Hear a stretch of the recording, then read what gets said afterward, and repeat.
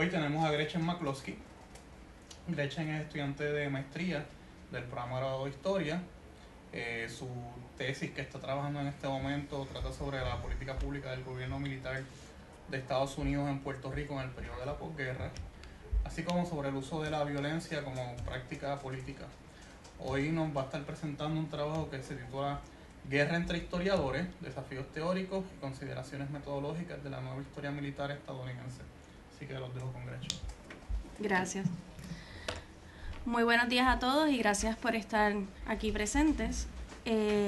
La siguiente presentación es el resultado de una investigación iniciada en mayo de 2016 para un curso graduado. El ensayo historiográfico, titulado entonces Posibles aportaciones metodológicas de la nueva historia militar estadounidense a la historiografía puertorriqueña, identificaba herramientas propuestas por exponentes de esta escuela útiles al desarrollo de nuevas líneas de investigación o acercamientos teóricos al estudio del periodo de gobernanza militar estadounidense en Puerto Rico tras la ocupación del 98, o sea, mi tema de estudio que me interesa realmente.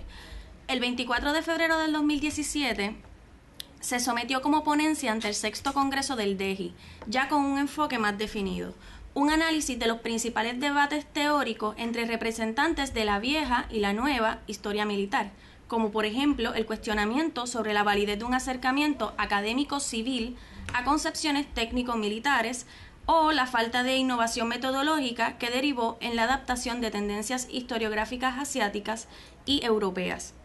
Sin embargo, un proceso de huelga y el posterior huracán María provocaron la cancelación del Congreso, y no fue hasta octubre del pasado año cuando presenté una versión muy reducida de la ponencia original. Gracias al acercamiento de mi compañera de programa graduado, la profesora Wendy Cosme, hoy me encuentro ante ustedes presentando una versión actualizada del trabajo historiográfico realizado durante los últimos 3 años y que responde en gran medida a mi interés no solo en la historia militar estadounidense o puertorriqueña, sino en la ausencia de esta, pues como veremos más adelante, se trata de un currículo universitario en peligro de extinción. En la actualidad, la historia militar, en minúsculas, se mantiene en la curiosa posición de ser extremadamente popular entre el público estadounidense y relativamente marginalizada entre los círculos profesionales académicos, ya sea a través de la televisión con programas como History Channel, películas, series, revistas, libros o videojuegos. El concepto de la guerra es explotado diariamente para satisfacer una gama muy amplia de intereses en la audiencia con datos curiosos, drama, morbo, terror al desarrollo tecnológico, conspiraciones, entre muchos otros.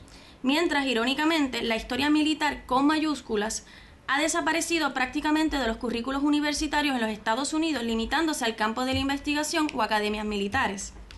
Entre los pocos círculos académicos que aún prevalece quedan los académicos de guerra y sociedad, también conocidos como los de la nueva historia militar, quienes investigan los cómo y los porqués de los conflictos y su efecto en la sociedad, los historiadores operacionales tradicionales, enfocados en un acercamiento de generales buenos y malos, narrativas de batallas, armas, movimientos de tropas, evolución de estrategias, entre otras particularidades, y los más recientes, los historiadores militares dedicados a la memoria, la cultura, al estudio de las relaciones militares en su sentido más amplio y complejo. Pero ninguno de acuerdo con ninguno. Los historiadores de guerra y sociedad a menudo son acusados de interesarse por todo menos la guerra en sí misma. Los operacionales, más cercanos a los historiadores de la vieja escuela militar, de aburrir al público y llevar la disciplina a sus niveles más bajos de popularidad. Y el resto de los historiadores más innovadores por tender a la abstracción de una realidad tan cruda y real como lo es la guerra. Entonces me pregunté hace 3 años y aún me pregunto cómo llegamos a este punto en que la popularidad es extremadamente alta entre los estadounidenses, pero el estudio de la historia militar como disciplina está limitado a debates teóricos o metodológicos en revistas académicas o sociedades antiquísimas. Estamos hablando de sociedades que llevan mucho tiempo ya. ¿Por qué los estudiantes interesados en el tema son forzados a ingresar en academias militares o a tomar cursos aleatorios que no aportan más que electivas no conducentes a un grado? ¿O por qué los historiadores militares de vanguardia se identifican más con su enfoque o tema de estudio, género, raza, memoria, clase social, que con la disciplina a la que aportan el conocimiento? Sobre cómo llegamos a este punto. En la historiografía estadounidense, al igual que en la puertorriqueña, se ha apostado por los adjetivos vieja y nueva para describir matices evolutivos en la periodización del entendimiento histórico.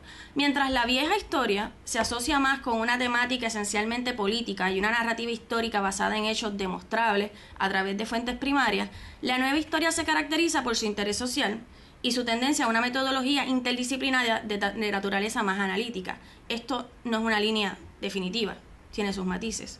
En los Estados Unidos, esta ruptura se presentó tempranamente, cuando en 1912 James Harvey Robinson proclamó el Manifiesto de la Nueva Historia en los Estados Unidos. Ya no era tan nueva, pues la American Historical Review, una revista académica bastión de la vieja escuela de la historia, había publicado en 1898, 14 años antes, un artículo titulado Futures of the New History. Sin embargo, la llegada de esta nueva tendencia no se materializó hasta las décadas de los 60 y 70.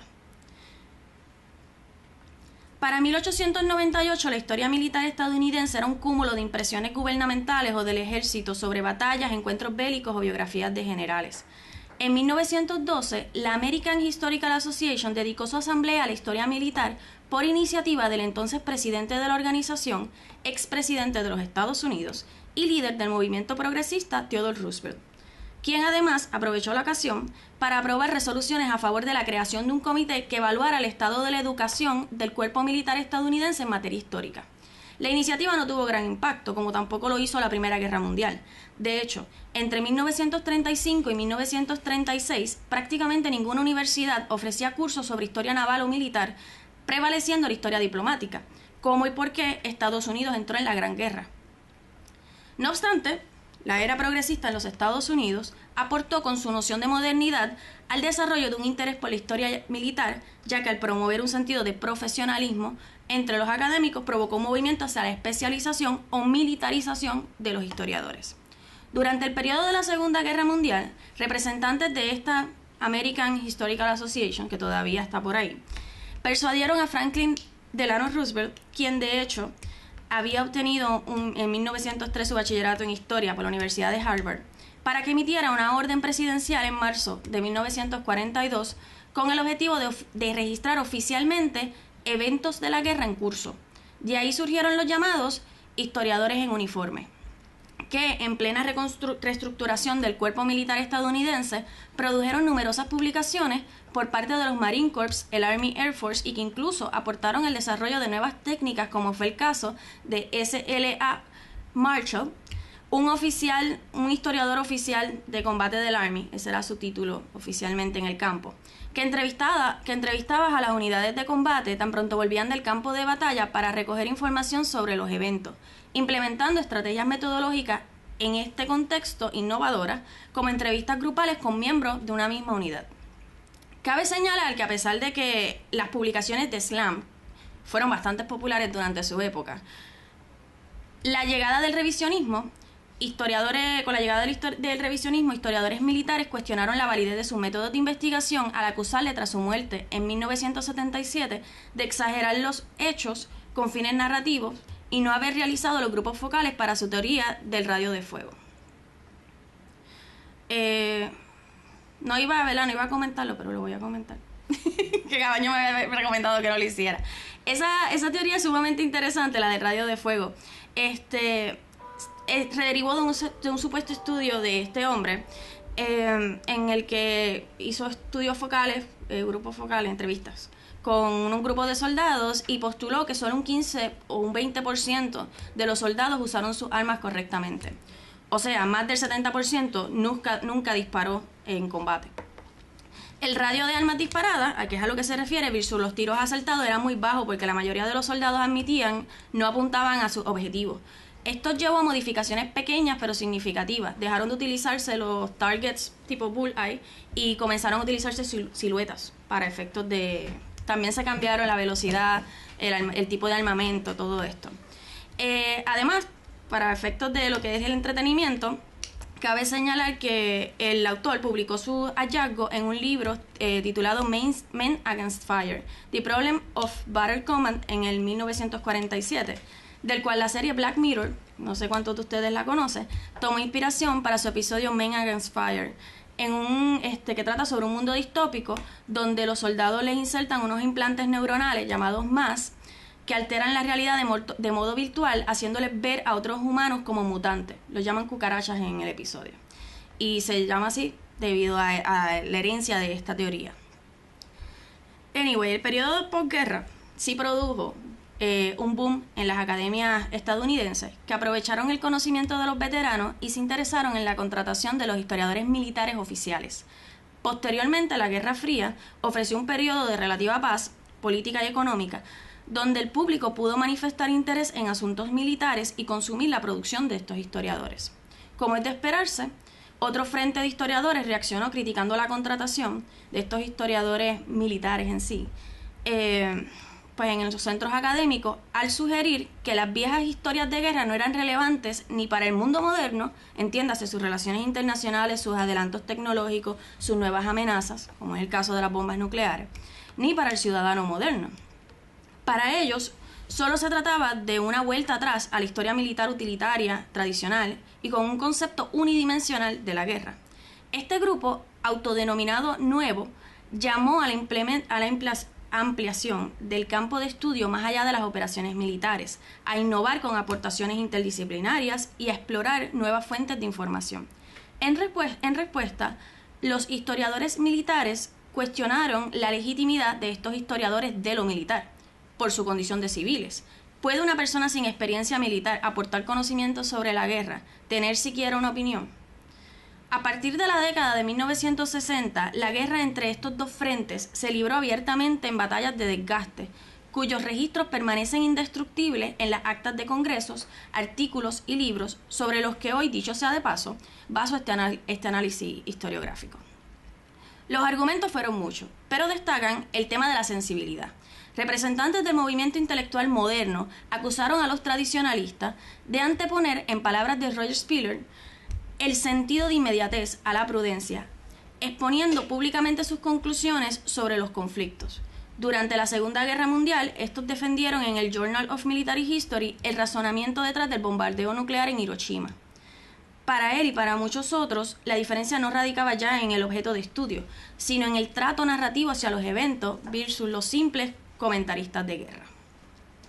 El concepto unidimensional de la guerra también sufrió severamente, ya que, al igual que Spiller, otros historiadores como Peter Paret llamaron reduccionistas a estos comentaristas por tener como objetivo el mero registro de datos sin relevancia social, política o económica, apostando por la apertura a nuevas dimensiones vía la integración interdisciplinaria de métodos, fuentes de información y análisis. También se vieron amenazados se vio amenazada una potencial pérdida del mercado, ahora abierto entre el público estadounidense que estaba interesado más que nunca por el tema militar y que era fácil de aburrir con tecnicismo. Los antiformalistas, como pasaron a conocerse por su revuelta contra el formalismo, apostaban por la integración de otra ciencia, como ya mencionamos. El estadounidense Harry Elmer Burns sugirió, por ejemplo, que el historiador fuese educado en materias como biología, antropología, psicología y sociología para democratizar el conocimiento y ayudar en la racionalización de los procesos sociales, entiéndase, hacer al público consciente de su relevancia como personaje histórico.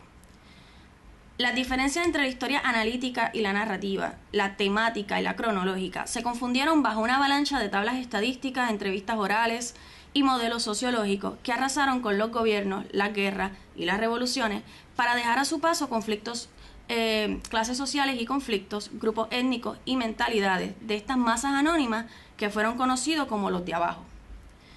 Un cambio de enfoque que no solo favoreció a los civiles, ofreciéndoles una mirada más balanceada sobre lo militar, sino que facilitó a los militares un entendimiento más profundo de lo civil, reflejando los movimientos políticos del 60 y 70 mejor conocidos como New Left. Durante la década del Bicentenario de Estados Unidos, celebrado el 4 de julio del 76, en conmemoración del 200 aniversario de la Declaración de Independencia, el mercado fue inundado con libros sobre la guerra de independencia o la guerra revolucionaria. Y para sorpresa de muchos, la diversidad de interpretaciones proyectadas en los textos por los historiadores de la época proyectó interés en la revisión y reanálisis del tema, considerando elementos como raza, clase social y género. Estas nuevas versiones destacaban la importancia de los esclavos en el asedio de tierras y la participación de las mujeres sureñas en la resistencia, además de explorar por primera vez un grupo antes ignorado, los prisioneros de guerra. Esto no solo es importante por la expansión y diversidad de los temas, sino que evidencia la influencia en la historia militar del giro cultural o la nueva historia cultural, en respuesta a la historia social dominante de las décadas del 60 y 70, donde se abordaron las sociedades, sus patrones de desigualdad, mecanismos de cohesión social, fuentes de conflicto, desde una perspectiva principalmente materialista y económica, recurriendo a métodos estadísticos para identificar las estructuras donde se generaban los cambios históricos. La década del 80 fue, y podría decirse que es aún, uno de los periodos más ricos en diversidad conceptual y acercamiento por un interés centrado en la cultura, sus símbolos, experiencias y representaciones, discursos y prácticas que ganaron impulso con los trabajos de Foucault, Norbert Elias, Benedict Anderson, muchos otros. Otro producto de estos debates historiográficos entre viejos y nuevos historiadores militares lo fue la historia de la memoria. Esa noción de que la manera en que recordamos ciertos eventos históricos y tendemos a olvidar es un factor significativo de los valores contemporáneos.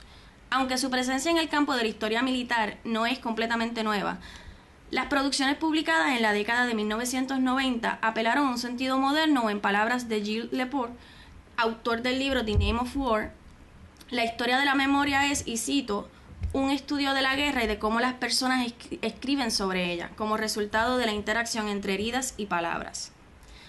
Otro ejemplo lo es Rosenberg, quien en el 2003 resaltó cómo la administración de George Bush usó Pearl Harbor como metáfora del 9/11 y la guerra contra el terrorismo, explorando la relación entre memoria y teorías conspirativas entre el público estadounidense.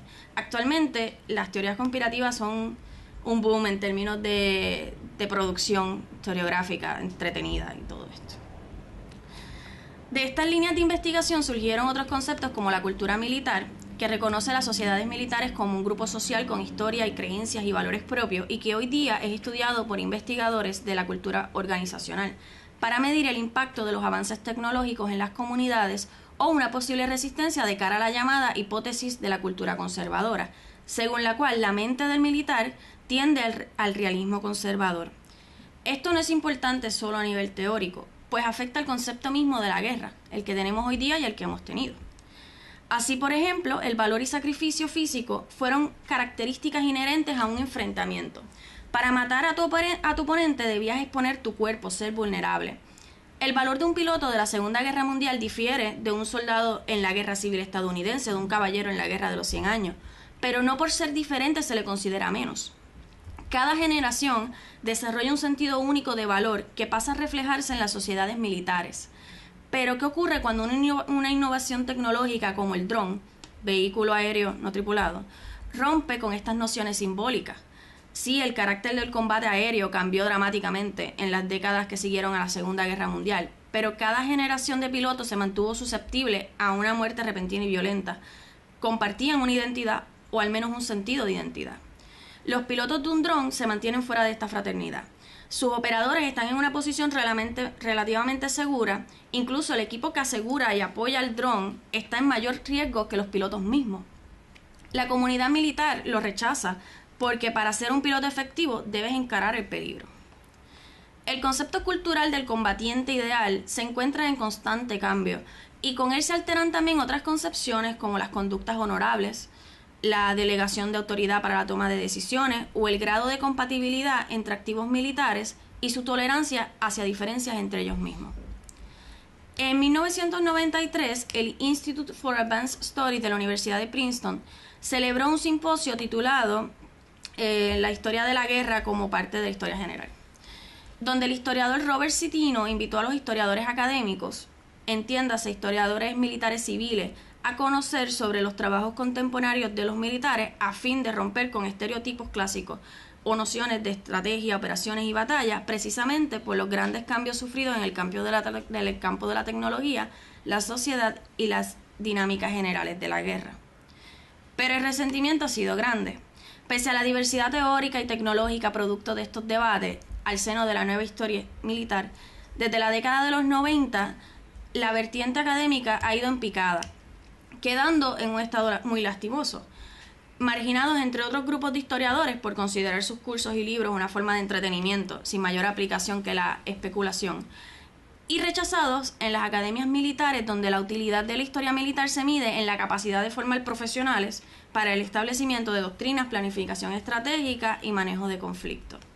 Las corrientes que emanaron de la historiografía consideran sus estudios sobre género, memoria, raza, internacionalización, diplomacia, violencia, sociedad, cultura, etnia. Aportaciones a la historia del concepto y no la influencia de la historia militar. El 5 de febrero del 2008, durante un meeting en Washington de la American Historical Association, el profesor emérito de la Universidad de Michigan, John Chai, ofreció una ponencia titulada Historia y la historia de la guerra, donde narró su experiencia como historiador militar en pleno declive.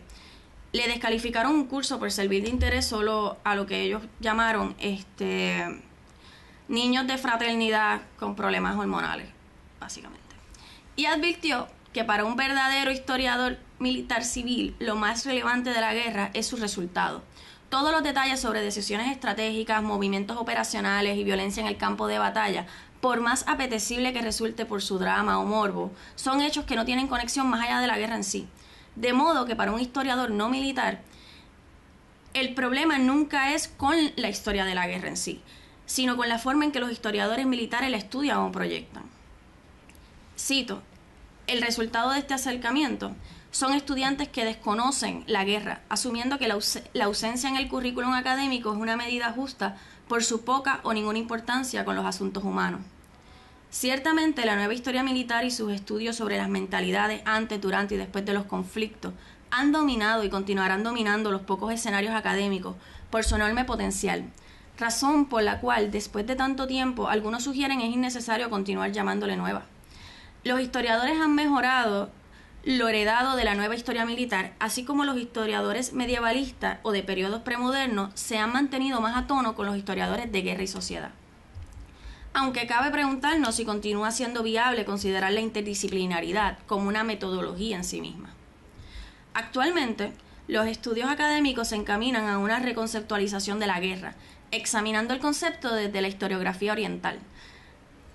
Abundan estudios sobre las instituciones militares y sus prácticas en África y el sudeste asiático, al igual que reinterpretaciones de la violencia, normalizada entre los más jóvenes y explotada en su aspecto tecnológico por los portavoces de la nueva complejidad. Esta idea de que avanzamos hacia un futuro incierto, sin precedentes históricos o tecnológicos, es desafiada, de hecho, por historiadores de la guerra, tanto militares como civiles, que argumentan no se trata más que de un desafío organizacional dentro de las Fuerzas Armadas estadounidenses. El debate toma, por ejemplo, la complejidad de la Primera Guerra Mundial, cuando la sociedad pasó de un estado de productividad pasiva a tensiones militares que generaron poder aéreo, marítimo, armaduras, armas químicas, modernas armas de fuego, en un periodo tan corto como 4 años. El periodo entre guerras, aún más tenso, caótico, inestable. Tecnológicamente, las naciones aceleraron su producción de armas más eficientes. Políticamente, creció el fascismo, nazismo, comunismo en Europa, mientras los japoneses lucían su agresividad y poderío militar en la Segunda Guerra Sino-Japonesa. Todo en un contexto de depresión económica mundial. Ni hablar de la Segunda Guerra Mundial, que culminó con el uso de la primera arma nuclear contra civiles. Y así podemos mencionar muchos otros conflictos donde la complejidad es más que evidente. La complejidad es la norma histórica. En conclusión, la guerra entre historiadores continúa y los distintos desafíos teóricos y consideraciones metodológicas de la nueva historia militar estadounidense no hacen más que alimentar la evolución de esta tendencia historiográfica. Antes de terminar, quisiera señalar que este trabajo, más que nada, lo he llevado a cabo como una reflexión. O sea, la duda ante la falta de una historia militar propiamente. Cuando busqué, inicialmente dije, pues, ¿qué podría yo estudiar sobre esto? Solamente encontré academias militares o centros dedicados exclusivamente a ese tema. No hay dentro ya de las academias círculos donde se ofrezcan, más allá pues, de un curso electivo o algo similar. Y es interesante porque actualmente es el tema predilecto, tanto en las series, en las películas, incluso en los libros. O sea, hay un boom ahora mismo en términos de entretenimiento sobre la guerra y curiosamente nos hemos distanciado mucho porque no somos una generación, por lo menos mi generación, no creció tan apegada o tan cerca al impacto ya de muchas de esas condiciones de guerra. Ya no tanto la Guerra Fría, yo nací en el 90 y se acababa de caer el muro. Y en realidad, pues, no lo sufrí, no lo pasé, y he trabajado tanto este tema a modo de reflexión como lo que sería la publicación de folletos como parte, ¿verdad?, de una iniciativa de educación militar. En el caso de Puerto Rico, unos folletos interesantísimos. Y las presentaciones que he dado sobre el tema van básicamente a yo reflexionar sobre eso y comprender que hay ahora mismo un sinnúmero de vertientes que se están aplicando estas consideraciones metodológicas, más bien interdisciplinarias, o unos acercamientos teóricos que vienen ya de hace mucho trabajándose, pero en aspectos múltiples, ya sea memoria, raza, género, que es lo que está ahora mismo en boga. Muchas gracias. Y si tienen alguna duda.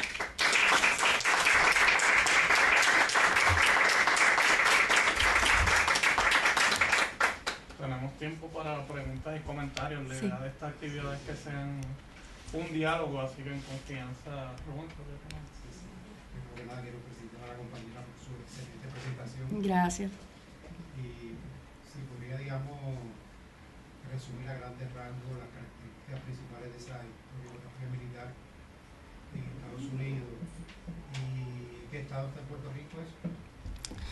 Pues mira, para efectos de lo que es los rasgos generales, yo utilicé un acercamiento de John Lynn, es un historiador actual militar bastante reconocido en los Estados Unidos. Él es de la Universidad de Illinois. En un artículo, él identificó 3 géneros, que son los que están actualmente funcionando en todos los aspectos. El primero es la historia militar popular, que vendría resumiendo lo que es el área de entretenimiento y apela al público general. La segunda sería la historia militar aplicada, que esa es la que se centra más que nada en la utilidad del conocimiento militar y se dedica a la educación profesional del cuerpo militar estadounidense. También está la historia militar académica, que sería la que está ahora mismo descendiendo. Estos 3 géneros que él identifica fueron afectados por 3 corrientes, tanto la nueva historia militar, que es la que estuve hablando, que se desarrolló en 60 y 70, y cuyo énfasis fue la historia social y un poco la historia institucional. La revolución militar, que es un acercamiento teórico beneficioso para historiadores de la Europa moderna temprana, que planteó que la guerra tuvo un auge durante este periodo a causa del desarrollo acelerado tecnológico. Esto, sumado a la influencia del racismo, de los estudios de raza, serían las vertientes principales que han influenciado esos 3 géneros. Las características en sí mismas de la historia, de la nueva historia, es lo que se está cuestionando. O sea, no sé cómo... La nueva historia ya no es tan nueva, que es el argumento principal. 1. 2. La metodología se está cuestionando porque, en efecto, nueva historia militar se considera todo lo que tiene por metodología innovador interdisciplinario. Pero ya la nueva historia lo que ha generado han sido corrientes que tienen sus características propias, como es el caso de de estas ciencias que estudian la organización dentro del ejército, que fue la que mencioné respecto a los soldados y los cambios que enfrentan al momento de adaptarse a las tecnologías, como por ejemplo el caso de los estudios de la memoria. Tú puedes estudiar la memoria dentro de un episodio de guerra, pero no necesariamente estás estudiando la guerra. O sea que realmente lo que se está haciendo es, a nivel académico, ya no enfocarse en ese debate. Ya no se pueden dar características fijas a lo que es esa nueva historia, porque lo que es muy abstracto. No sé si me estoy explicando bien, pero es muy abstracto. Por esa razón es que prácticamente ha desaparecido de los currículos académicos, porque se está dando peso a una historia militar mucho más definida, que es la aplicada, en donde tú tienes unas narrativas de combate, la exploración de cuáles fueron las técnicas utilizadas en ciertos contextos y que se presentan y te dan margen para que tú puedas aplicarlas o puedas desarrollar estrategias nuevas. Y por esa razón prácticamente ya nadie hace mención de ella. Lo que sí entiendo que es lo más que está en boga sería la parte del revisionismo, de volver a mirar estos procesos militares con otros lentes, que pueden ser género, por ejemplo. Hay una investigación muy buena que estuve leyendo recientemente sobre las mujeres negras dentro del ejército de los Estados Unidos y las tensiones raciales entre ellas y las blancas, que se les daban trabajos de enfermeras y todo esto. Y es bien interesante. En términos de Puerto Rico, que fue la segunda parte de la pregunta, Puerto Rico, yo diría que actualmente la producción se enfoca más en la historia diplomática. Esa es la interpretación que yo tengo. La producción que hay a nivel de segunda... hay mucha producción, ¿cómo explico? Creo que hay mucha producción en términos de la guerra en Europa o incluso en los Estados Unidos. Aquí, el 98, se ha trabajado como un evento, una coyuntura, una ruptura entre pues, unas tradiciones españolas y las estadounidenses, la influencia, los cambios sociales, que eso lo hemos visto. Fernando Pico tiene una gran aportación a esto. Cuando yo presenté en el DEGI, originalmente mi ponencia era sobre precisamente la historiografía puertorriqueña de cara a la historia militar. En ese trabajo mencioné principalmente a Estades, porque ella, cuando hace su investigación, tiene acceso a unos documentos que antes nadie más había tenido acceso, y basa toda su investigación en esos documentos y plantea que la ocupación de Estados Unidos es principalmente estratégica y tiene unos fines orientados a la guerra como una base militar, como un punto de encuentro. Eso todo se ha seguido revisitando, pero realmente yo considero que no hay una inversión por ejemplo, de la memoria en el caso de la Segunda Guerra Mundial en Puerto Rico. Sí pueden haber tesis, pero las tesis yo no las he visto, o sea, publicadas, no he tenido acceso a ellas. O sea que la divulgación también creo que es algo crucial. Ahora mismo yo estoy haciendo una tesis sobre política pública del gobierno militar, la violencia durante las elecciones de los 100 días, pero eso no necesariamente va a tener un impacto entre la población académica, porque mi tesis puede quedarse ahí guardada. Entonces eso pasa mucho también, que puede que el ambiente esté un poco más favorable, pero realmente no haya una divulgación. El interés es muy limitado. No, que sí, me parece interesante que digas que hay una especie de... está en picada o en decadencia la nueva historia, ¿verdad? Y está más en boga o regresamos a la vieja. Sí. ¿Verdad? Eso que está pasando en Estados Unidos. Sí, eso es lo que está pasando, que se están aplicando la metodología, o sea, se ha dejado como una cuestión más la historia militar aplicada, porque es más definida. La nueva historia militar en sí misma ha sido demasiado compleja para que los mismos historiadores puedan defenderla. O sea, cuando yo estoy haciendo esta investigación la hago basándome en revistas, artículos de revistas, libros, y los debates en las mismas conferencias o en los simposios, congresos.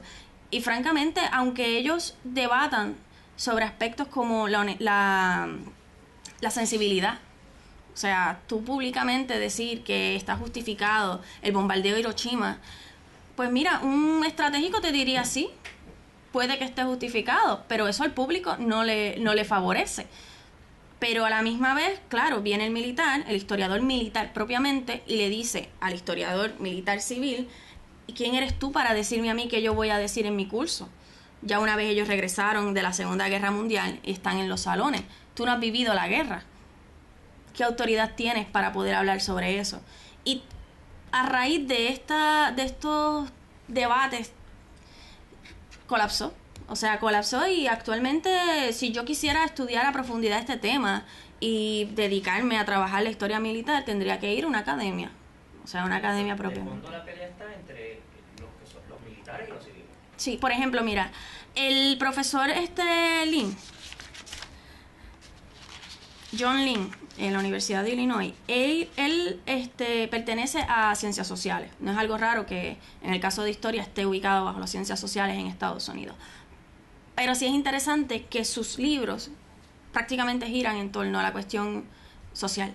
No están dentro del área de lo que es la historia militar en sí. O sea, tiene producciones, pero sus producciones no son definitivas. O sea, no hay un golpe. Ahora, yo traje varios libros, a quien le interese, si quieres buscarlo. Los libros en realidad son una muestra, ¿verdad? Todavía no te preocupes, después yo los traigo.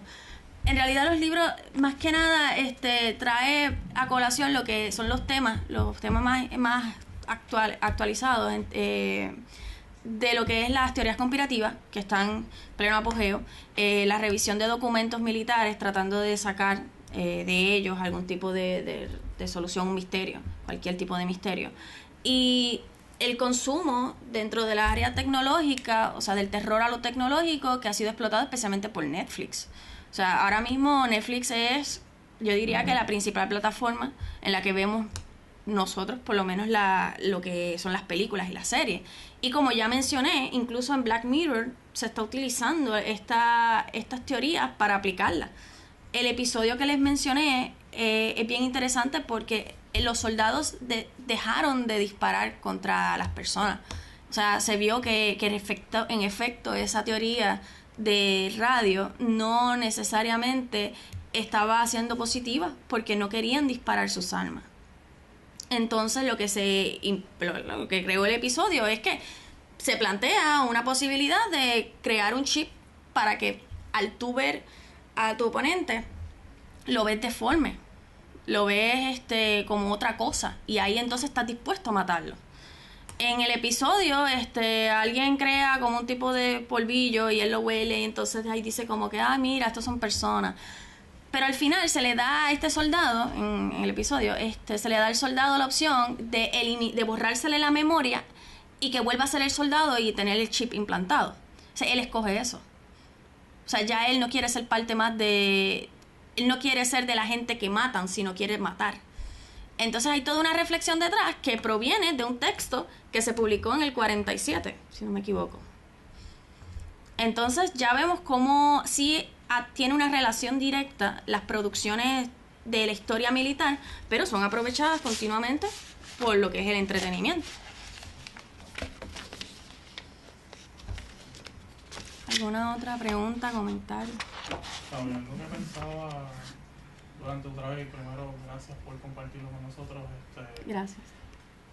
Casi todo lo que hablaste fue durante el siglo XX, donde claro también está el concepto de guerra total, hasta lo sí, aniquilación mutua de los drones incluso al final, y no sé si en parte has pensado en que quizás ese concepto que también plantea entonces la imposibilidad de narrar de historiografía ciertas memorias o ciertas nociones de violencia, que claro, algo como Black Mirror, Doctor Who, el cine, pueden narrar. Si crees que de alguna manera parte del problema de la historia militar es la imposibilidad para algunos historiadores de poder narrar la guerra en el siglo XX. Sin duda, porque se le ha restado seriedad, que es uno de los principales argumentos que por lo menos leí ya a finales, ya para los 2005, cuando uno mira los artículos, la frustración gira en torno a la falta de seriedad hacia el tema. O sea, este historiador, al que cité, a este profesor que está narrando en una conferencia su experiencia como profesor en pleno declive ya académico, él menciona que se le descarta su curso porque le dicen, pero es que a ti lo que te van son hombres niños, boys, son niños de fraternidad con problemas hormonales. O sea, están todos como que lo que quieren es ese morbo de la guerra, lo que quieren son los visuales. Y rayan eso, porque ya no hay una noción de guerra militar que tal vez sea tan seria como lo era en un principio, o sí la hay, pero es para la historia aplicada. Y series como Black Mirror o Doctor Who, que a mí me encanta, dicho sea de paso, quiero que conste. Doctor Who es bien interesante porque ellos ellos, o sea, el concepto de guerra es de aniquilación abiertamente, o sea, se habla abiertamente, igual que, por ejemplo, videojuegos. Mi hermano tiene un videojuego que comienza cuando el personaje del videojuego se levanta después de una bomba que tumbó todos los sistemas energéticos, ahora se me escapa el nombre. Y en el juego él tiene que buscar sobrevivir y tiene que aniquilar a otros humanos que sobrevivieron, que están buscando, que es la misma historia de siempre. Pero el terror se ha comercializado. O sea, ya al principio lo que era una educación militar, que fue la que prevaleció durante la Guerra Fría, con la publicación de panfletos por parte del Departamento de Defensa, entre muchas otras cosas súper interesantes que se dieron, fue una educación seria, fue una educación de cómo tú vas a sobrevivir en caso de que esto suceda. Pero ahora mismo tienes una generación que disfruta ese aspecto de supervivencia. O sea, durante el huracán María yo puedo decir sin duda que mi hermano estaba súper contento porque decía, esto es como ver una película. Porque él iba a buscar comida y él iba a buscar agua y yo lo miraba y yo decía, por Dios, ¿en serio? O sea, que hay algo detrás que sí, que raya casi en el morbo, pero tiene mucho que ver, tiene mucha relación. Y es la falta de seriedad. Yo creo que una de las alternativas, y es lo que se está discutiendo, de hecho, la revista Foreign Affairs, ellos han buscado explotar la conciencia de las personas interesadas, motivándoles a que trabajen estos temas, motivándoles a que hagan producciones nuevas, ya no tanto influenciados como hoy un periodo, lo ven como un periodo de pausa, como que ya no estás siendo influenciado directamente por estas nuevas corrientes que estaban llenando los debates, sino que hay un momento en el que cada cual puede escribir lo que quiera y analizar el tema de la manera que guste, desde una hoja en blanco, ¿sabes?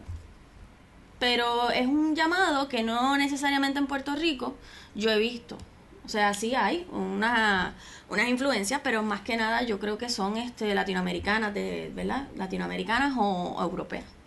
En los Estados Unidos lo que hay son otros temas. La historia militar como tal sí es interesante. Yo creo que los debates que se generan bueno, obviamente tengo que considerarlo interesante para compartirlo con ustedes, pero lo considero muy interesante porque aporta a un cuestionamiento sobre el interés que pueda perderse algún día en cualquier de nuestras ramas.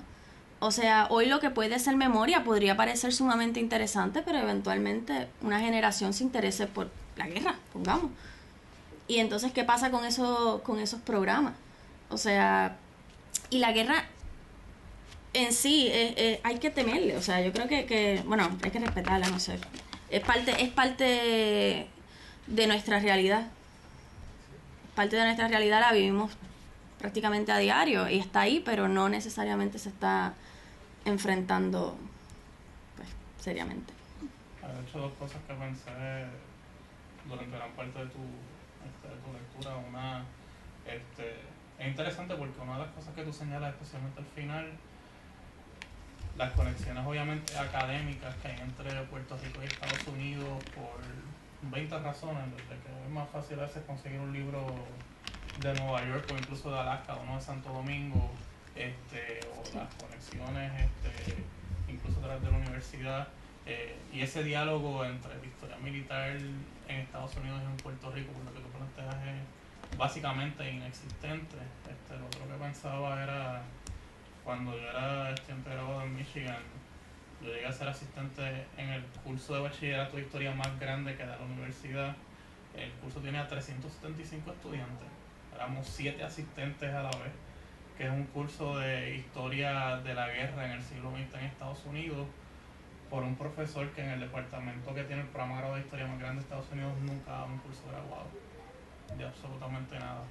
Es la idea de que, como tú decías, claro, ese curso de bachillerato casi medio kitschy, que tiene mucha demanda, se llena, tal vez 375 estudiantes en un anfiteatro, cogiendo un curso, pero en términos graduados no hay absolutamente ni el interés del programa ni el interés del profesor tampoco. parece que sea No, porque se asume que lo que vas a consumir ahí puedes consumirlo a través de otros medios. Entonces, sí, ¿verdad? Se continúan los debates y yo por lo menos sigo las discusiones, pero las sigo en las revistas que leo, en tal vez alguna que otra conferencia que ponen en los web seminars, que es la que yo pueda entrar y mirarla. Pero algo que, ¿verdad?, que yo siempre resalto al momento de hablar sobre esto es que me interesa mucho la cuestión de la validez que tiene estudiar desde lo civil los aspectos militares. Eso para mí es algo que tomó mucha importancia, porque la experiencia que vive el soldado, la experiencia que vive incluso quien lo dirige, o sea, toda la estructura está en constante cambio e influencia, sin duda, nuestras nociones de guerra. O sea, y hay sobre este tema se puede hablar muchísimo, pero yo realmente creo que es algo que vale la pena retomarlo, más bien como una mirada a posibles vías de investigación, sobre todo para el 98. O sea, en Puerto Rico la guerra sí ha sido estudiada, pero creo que podríamos enlazarlo un poco más con la violencia, que es el proyecto que estoy llevando a cabo con mi directora. Precisamente por eso, porque creo que hay que revisarla. Hay que revisarla y buscar nuevas vías. Sí. Esta relación ambigua de la historia militar y la historia académica es extraña, porque después de todo la historia militar es la historia más antigua. La Ilíada es una historia militar. Lo que estudia es la sociedad griega vista en el medio de una batalla. Y cuando va a concluir la Ilíada, Tetis le pide a Hefesto que le haga un escudo a su hijo, ¿verdad? Porque Patroclo no solamente murió, sino que también perdió el escudo de Aquiles. Entonces, ¿qué es lo que hace Hefesto? ¿Cuál es el escudo de Aquiles? Es una representación de la sociedad griega de la época. La agricultura, las murallas, la vida urbana, la artesanía. O sea que no se veía a la guerra y a la sociedad, a la vida social, como algo separado, distinto, disasociable, sino todo lo contrario, claro, como una forma, ¿verdad? Era parte del complejo de la vida de esta sociedad, ¿no? Entonces, en el caso de la historia militar europea, me corrige cuando meta la pata. Sí, profesor, que le extrañé. Si uno mira, por ejemplo, historiadores como Michael Howard, ¿qué es lo que hace Michael Howard en su historia militar?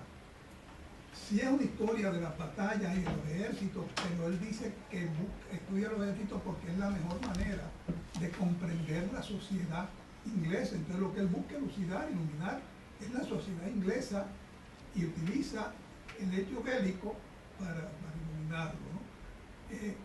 Entonces pienso, y estoy dando un poco de salto, la actitud hacia la historia militar necesariamente es diferente entre países como Inglaterra, que concibe que sus guerras ocurren fuera, porque llevan medio milenio sin una guerra interna, vis-a-vis los países en que la guerra ha sido parte de su propia formación nacional y de su mito nacional. Y en el siglo XIX hay dos países que ejemplifican eso como ningún otro.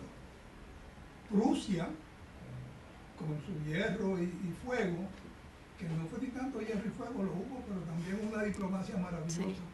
Pero el mito era el hierro y el fuego.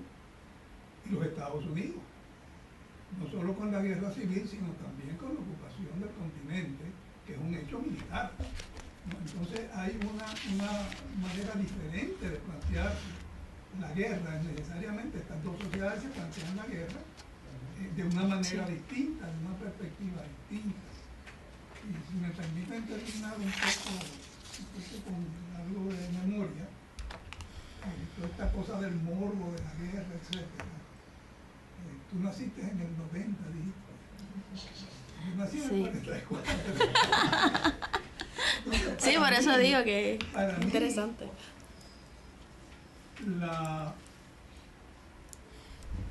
el hecho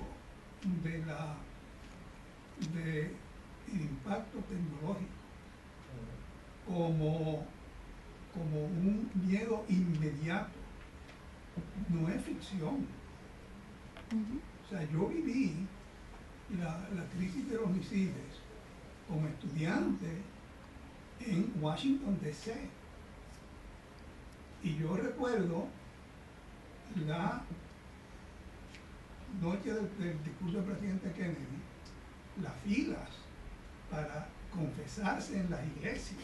Wow. Le daba la vuelta a las manzanas. En Georgetown, en la Universidad Católica, que está en la capilla de Dahlgren, había jesuitas cada 3 bancos confesando. Y la fila de los estudiantes se salía de la capilla. Yo no me confesé esa noche, ¿verdad? Dicho sea de paso. Porque Arturo Morales me había llamado la noche antes y me había dicho: Luisito, el presidente va a dar un mensaje más o menos, así que yo me confesé la noche anterior. Pero sí, porque falté la vida eterna por un tecnicismo, me parecía. Sí. Que no era prudente, ¿verdad? Pero lo que quiero decir es que para mí al menos, como lo viví en Washington, no tengo que ir a Dr. Who, a Dr. Juan, Claro. a Dr. Where, sino es mi vivencia y cómo impactó a mí personalmente y a toda Claro. a una porción grande de mi generación. Eso que mencionó, bueno, varias cosas. Primero, lo generacional está ahí, igual que sucede con lo que mencioné de los combatientes, de los aéreos, ¿no? Aquellos que se ven ahora afectados por los drones. De la misma manera, nuestras nociones cambian de la guerra, y especialmente cuando se abandona una cultura que ya venía durante la Segunda Guerra Mundial desarrollándose. O sea, a partir de la Segunda Guerra Mundial, la Guerra Fría y todo esto, se comienza un proceso de educación popular. Hay un artículo muy bueno que se llama El giro cultural en la historiografía alemana y americana, donde se explora precisamente eso que mencionó, la diferencia entre los países donde la guerra no se desarrolló. El autor, Burkhard Depkat, que de hecho el artículo está espectacular, él plantea que la diferencia entre los Estados Unidos y el giro cultural de Alemania y los Estados Unidos va a que los alemanes sí pasaron por unos procesos políticos que impactaron severamente la manera en la que la historia militar se comportó en el país, pero sobre todo la parte cultural. O sea, ellos tuvieron él le llama una historiografía naturalmente demócrata, porque nunca pasaron por un proceso de fascismo o del nazismo, y menciona que eso afectó severamente las diferencias, lo que es el giro cultural para uno y para el otro. Y la parte de que nunca se libró una guerra dentro de los Estados Unidos, él la pone como un pero a la hora de tomar en serio muchos de estos historiadores estadounidenses. Dicen es que ustedes no lo han vivido en su sociedad. Y como respuesta, aparentemente yo creo que la discusión se abrió un poco ahí de forma interesante, porque ya los historiadores de Latinoamérica comenzaron a decir, pero es que nosotros la pasamos y nos sentimos más afines con lo que es la historia estadounidense.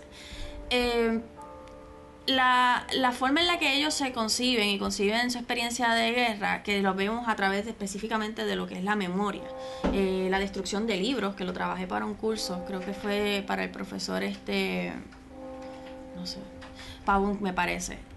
Pues son nociones culturales que sí afectan el concepto y que arraigan y se notan en la manera en la que ellos se expresan. Lo otro es que yo creo que nuestra noción de la guerra, que ya mencioné, generacional, ha sufrido severamente la falta de una iniciativa más seria. O sea, no es algo que se pueda visualizar en series o en películas o lo que sea y simplemente dejarlo ahí. O sea, yo creo que hay que llamar a retomar estos estudios tomando en consideración las vivencias como la de usted, o sea, y la de cualquier otra persona que haya estado en ese proceso. Actualmente tenemos guerras librándose y prácticamente nadie en el mundo occidental está dándole tanta importancia, tanto peso. O sea, sí las hay, pero los que llaman a que se hagan, hay de por sí una falta de, yo creo que, no sé, cierta voluntad por auténticamente interesarse. Por eso, en parte, se está ahora hablando sobre lo que es en la historiografía militar, se está viendo África y lo que es el sudeste asiático, porque se están buscando cambiar la noción de la guerra. O sea, que cuáles son, cómo, de qué otra manera podemos ver la guerra que no sea solamente pensando en armas y equipo pesado y pues. Hay otro, perdón, otro elemento Sí, nacional, la eliminación del servicio militar obligatorio. También. Si los hijos de los profesores fueran los que estaban formando los ejércitos, estoy seguro que en la universidad se estudiaría mucho más tarde. Claro. Y dejar esto al ROTC también. Hay muchas publicaciones que se han hecho criticando al ROTC por eso, porque han dejado de orientar, o sea, de darle peso a lo que es la historia dentro de la formación militar, que es la vuelta atrás a cuando estaban inicialmente hablando de combates y batallas por hablarlo, o sea, por expresarlo, por contarlo, pero no necesariamente tenía una implicación. Esto se está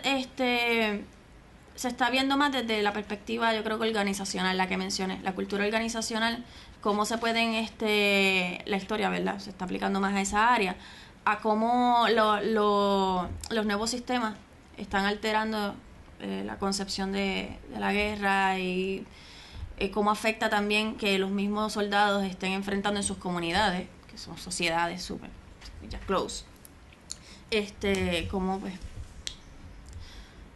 no sé. Adelante. Hay una... Perdón, que llegué tarde Ah, era noche, pero qué bueno, lo que he escuchado de debate me ha gustado mucho. Llama la atención que buena parte de todo el debate que ha surgido en los últimos 20 años en torno a situaciones particulares de conflictos bélicos parte del interés público. Por ejemplo, en el 94, el debate del Smithsonian es muy importante en términos de definir los puntos de contacto entre poblaciones significativas que tienen que están envueltas en el debate de la guerra, como son los veteranos y el mundo académico. Por ejemplo, no sé si está aware de ese debate. El Smithsonian que presenta un exhibit de Enola Gay, más allá de las prácticas o del discurso de la victimización y trayendo al debate la cuestión de la responsabilidad de haber arrojado la bomba en una población civil. Entonces eso recibe una fuerte respuesta de la comunidad de los veteranos con los debates con los argumentos habituales de que la bomba no es necesaria, etcétera, para salvar vidas norteamericanas y qué sé yo. Finalmente la Smithsonian se retira y hace una exposición más mainstream, ¿okay? Más digestible a la población en términos de salvar todo este discurso del triunfalismo norteamericano, que es un discurso que va paralelo a eso. Y es desde la esfera pública que ese debate toma cuenta, y un grupo de investigadores como Barton Bernstein, Marilyn Young, que estuvo aquí hace como 4 años, murió el año pasado, reflexiona en torno a la guerra la cuestión de la responsabilidad moral. Entonces, es desde el mundo académico que se cuestiona toda la imagen de la gran generación, que es la generación que articula, ¿no?, toda la épica de la Segunda Guerra Mundial en los Estados Unidos, que hay diversas representaciones cinematográficas al respecto. Entonces, lo que quiero traer aquí es que es desde la esfera de la historia pública que se reflexiona en torno a aspectos de la guerra que por mucho tiempo permanecieron encerrados bajo una discursiva de que esto no se habla porque esa generación es intocable, ¿no? Y es una guerra que está basada en el Dios Velo y en la guerra justa. Entonces, ya vemos que desde el mundo civil se incita un debate que es productivo. Otra instancia en cómo la mirada desde el mundo civil a la guerra ha contribuido a una exposición más amplia de la complejidad de lo que es lo bélico, ¿no? La semana pasada vi la película de Peter Jackson de la Primera Guerra Mundial. No ha llegado a Puerto Rico. Okay. Esa película, they show, se me escapa el título, tenía aquí hace unos minutos, se titula They Shall Know Grown Old. No, Salió un reportaje él toma el recientemente. billetaje, ¿no? Primero, su abuelo y su padre estuvieron envueltos en conflictos bélicos. Su abuelo estuvo en toda la Primera Guerra Mundial. ¿Okay?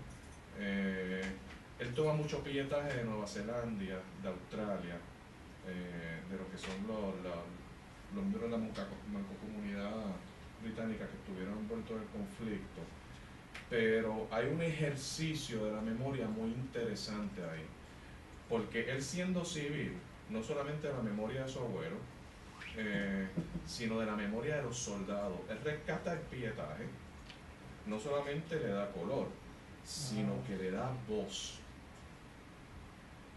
Él identifica los regimientos de Inglaterra, de algunas regiones de Inglaterra que estuvieron combatiendo, ¿no? A partir de los unit designators, que son los parchos, y va al pueblo de donde salió esa unidad y recrea la voz con el mismo acento de las personas de ese pueblo. Entonces, contrata a una gente para que lea los labios, porque la película es silente, y pueden rescatar, ¿no? La historia, la conversación que tenían en las trincheras. Él va a Flandes y captura el color del pasto para colorar, ¿no? De los diferentes seasons, para colorizar la película. Ajusta la película de la velocidad, porque las películas se tomaban con crank. Claro. Entonces, dependiendo de cuán rápido tú le dieras a la palanca, es que tú vas a ver la rapidez o la lentitud del movimiento, ¿no? Y él actualiza al movimiento real. Entonces, se rescata una imagen de la guerra que estaba silente, ¿okay? En un gran ejercicio de la memoria, ¿no? De cómo recordar la vida, de la interacción de los combatientes, ¿no? Entonces, ese ejercicio no se hace desde el military establishment o no se hace desde la academia, se hace desde un aficionado a la Primera Guerra Mundial, que es Hapensuit, que es un cineasta. Entonces, un rescate vicario de la memoria, en el cual se trata de representar la cotidianidad del combatiente. ¿Okay? Porque al final del día, la experiencia del combatiente tiene el mismo problema de representar el horror, porque el lenguaje no es capaz de poder representar la cosa como realmente sucedieron. Por eso es que en términos de metodología historiográfica es un reto, porque para los mismos combatientes es muy difícil articular una experiencia que supera la capacidad y las posibilidades del lenguaje. ¿Okay?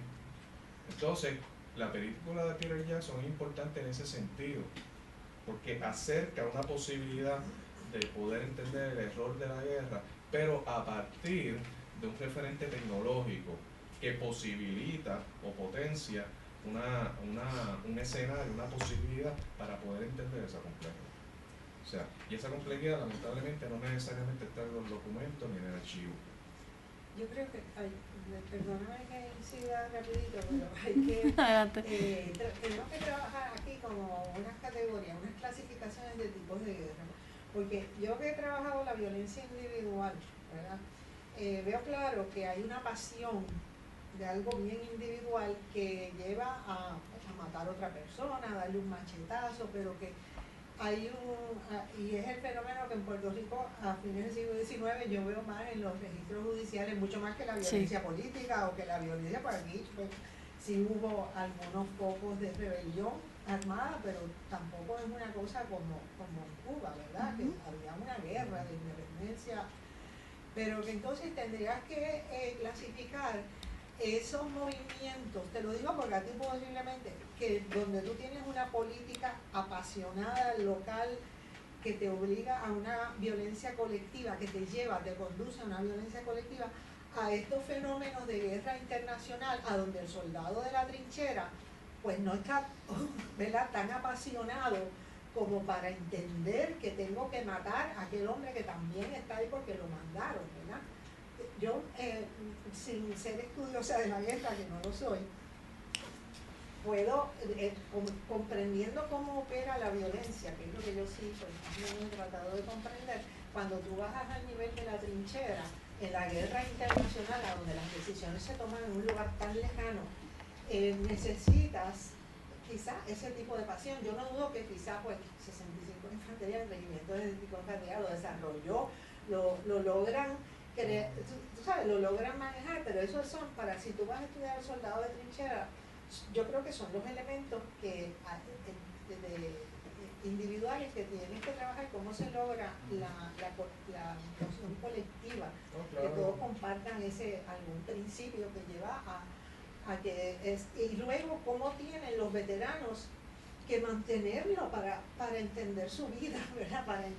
Para lograr ese orgullo de veterano que se maneja. Y si tú estuvieras veterano, pues entonces tendrías que tener en cuenta esa mente que tienes que claro, lo que pasa es que, claro, lo que pasa es que el registro del ideológico desaparece en la trinchera y es sustituido por el registro de sobrevivir el día. Exacto. Entonces ahí la cuestión política simplemente se disipa y no tiene ningún tipo de importancia. Sí, una vez ya estás allí, ya quién te envió, quién no te envió, cuál es la causa, es justo o no, eso desaparece en el primer tiro, o sea, y entonces no, yo estoy de acuerdo contigo. por eso es que el planteamiento del asunto de la violencia es el crux del argumento, porque es la violencia, ¿no? La cuestión de ejercer violencia sobre otro. Claro, o sobre otros. En esa trinchera se convierte en un absurdo para el que está allí. Yo no sé cómo no les da ganas de salir corriendo en dirección contraria. Tú sabes, porque como que de pronto pues, y en el contexto de la Primera Guerra Mundial es peor porque es la cuestión de una guerra que es industrial y es una guerra que es la cuestión, ¿no?, que plantea en su traverso que hay una contención entre el asunto de que es una guerra que está librada de los principios de la ilustración, pero dentro del horror de la modernidad. Entonces esa contingencia es patente en el borde de lo que es una guerra total. Sí, no, y que las guerras mundiales hay una experiencia que les antecede, que no es, o sea, lo que pasó con la noción del cuerpo, cómo se piensa el cuerpo, la sangre, cambió mucho en el siglo XIX. Que es lo que estudia el proceso de civilización, ¿verdad? Cómo se fue creando el cuerpo y la sangre como algo menos deseable, que quizás en el siglo XVI hay unas masacres inmensas, la noche de San Bartolomé en París, que no tienes que irte a la Ilíada, olvídate si tienes a Europa, pasando masacres de matar cientos de personas, pasarlos en la espada y dejarlos allí sangrientos, a como en el siglo XIX hay una especie de cambio bien importante en la manera en que la gente percibe la sangre y la violencia. Y eso es lo que genera entonces... Lo que pasa es que eso plantea también una contingencia y una paradoja entre la civilización y la por eso, barbarie. entonces no, pero es que de pronto salen las guerras mundiales con esas mismas masacres. Y yo creo que el trauma nosotros no lo hemos superado, por eso que es tan difícil de estudiar ese fenómeno, porque de pronto en este mundo que supuestamente, ¿verdad?, había superado, pasa este horror de lo que fue la Primera Guerra Mundial, que los mismos de la trinchera no lo saben procesar ni entenderlo, tienen que llevar a un nivel, pues no sé, de amor político, la libertad, qué sé yo, o sea, el draft. Y el draft, evidentemente, y que si no vas, pues está mal. Por eso digo que la intervención mía venía un poco porque tenemos que establecer de qué guerra, o sea, no todas las guerras son lo mismo, no todas las violencias son lo mismo, hay una historia detrás de todo eso, y ese contexto no lo pueden perder de vista, no puedes hacer el tema tan grande porque hay guerras y guerras y guerras. Yo quiero, perdonando, en esta línea, ¿verdad? La tensión entre los historiadores militares y los civiles que puede aportar uno u otro, parte de decadencia, pero me acordaba de Picot, que Picot siempre le interesaba examinar era Francia, ¿verdad? La guerra francesa desde la óptica de los combatientes. Y yo le pregunto, bueno, ¿y cómo lo hace? Me dice, las cartas a los familiares, las cartas de amor. Y hace poco me puse a ver en la Universidad de Birmingham, en Inglaterra, hay un archivo que se está montando, tienen cartas de amor a sus familiares de 230.000 soldados de la Primera Guerra Mundial, ¿verdad? Una gran cantidad de soldados, de los militares civiles, que se interesaron por ese aspecto de la guerra. Vamos a ver cómo esta gente percibe la guerra, vive la guerra, están en las trincheras, quiero estas cartas de amor familiares y perecen. Pues tengo acá, ¿verdad? Un registro que me permite abordar la guerra desde otras perspectivas, de terror que puede ser tú ahí viviendo esa carta, ¿verdad? En una posición expresa. Yo creo que es una gran aportación de estos historiadores, ¿verdad? Civiles. Y desde siempre ha habido testimonios. Bueno, si tú lees las crónicas de Bernardino del Castillo, de la conquista de España, que tú ves al soldado de Filigrán allí llenándose los bolsillos de oro, entonces tú entiendes, cuando encontraron que se ahogaron todos, según la narrativa de Bernardino, se ahogaron todos al salir de Tenochtitlán porque pesaba mucho. Pues tú sabes, entonces tú ves, aquí hay una pasión moviendo a esta gente, ¿no? Que están ahí y yo creo que eso es lo que hay que buscar, cuál es la pasión que mueve o la desesperación de la trinchera donde ya no saben ni qué hacen allí ni por qué están allí. Hay uno de los estudios más interesantes, por ejemplo, que lo han abordado varios historiadores europeos, es el asunto del aburrimiento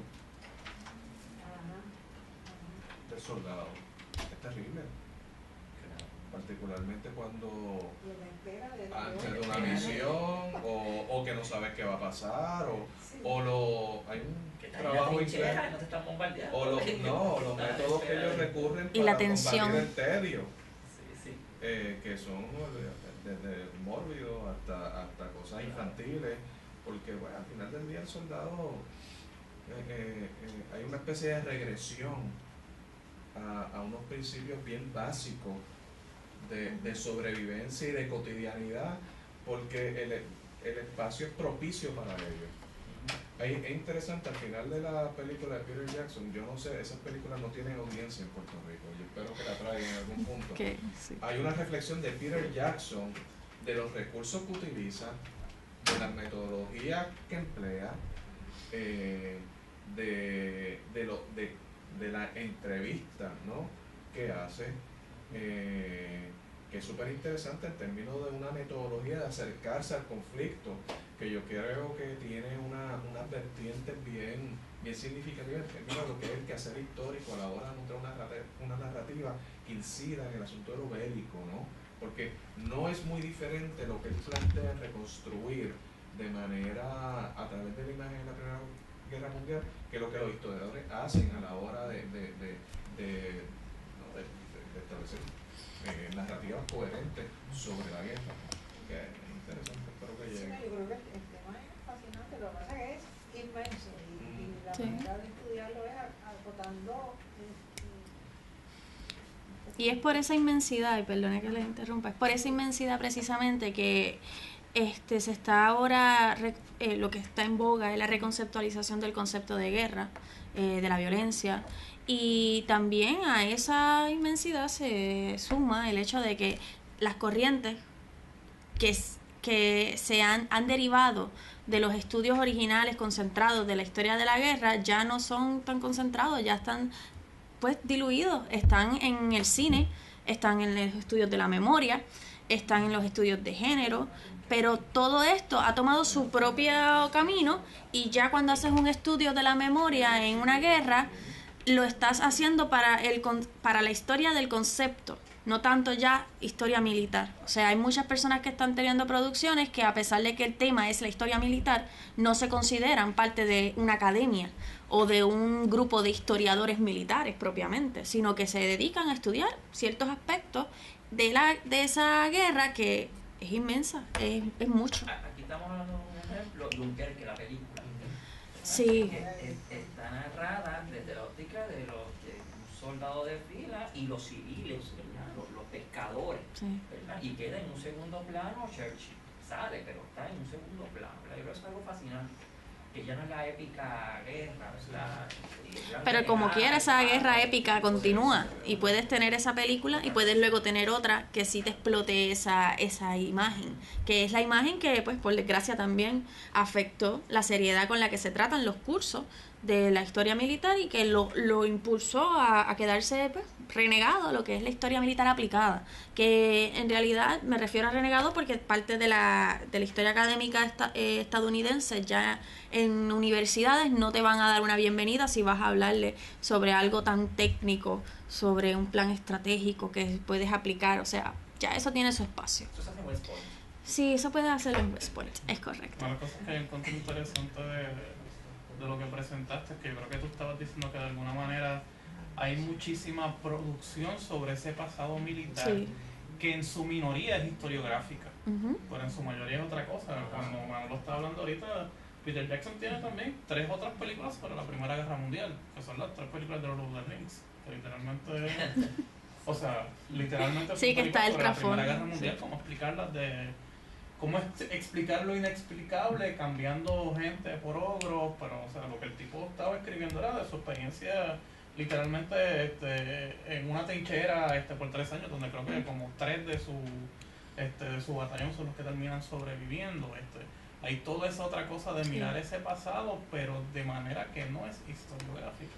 Eso yo creo que es una parte interesante de lo que tú estabas Y son los debates.